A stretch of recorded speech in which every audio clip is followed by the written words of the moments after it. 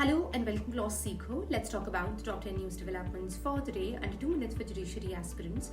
And first of all, let's talk about the national news. Now, at the outset, let's talk about the approval of an annual master plan by the National Mission for Clean Ganga.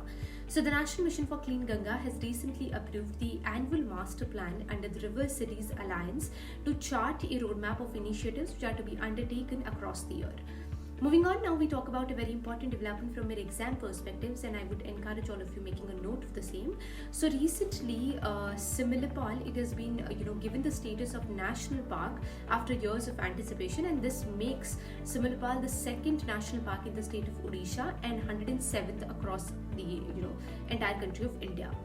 Thirdly, let's talk about artificial intelligence and women. So the former Meta head Kirthiga Reddy has announced AI Kiran to empower Indian women in artificial intelligence. So as our country's artificial intelligence market, it is projected to reach a $17 billion benchmark by the year 2027. So this initiative, AI Kiran, it essentially aims to address the gender disparity in this rapidly evolving field.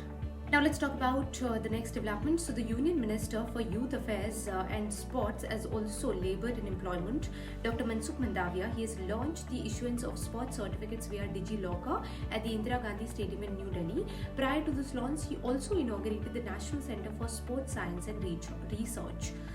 Moving on, now let's talk about India's poverty statistics from the year 2011 to 2023. So India has lifted nearly 171 million people out of extreme poverty. The World Bank acknowledged India's decisive fight against poverty in its Spring 2025 Poverty and Equity Brief.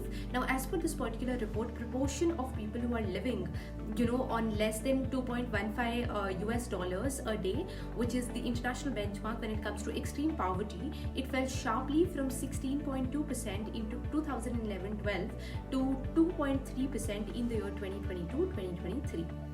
Moving on, now let's talk about another report which was released by the United Nations. So the United Nations has recently released the World Social Report of the year 2025.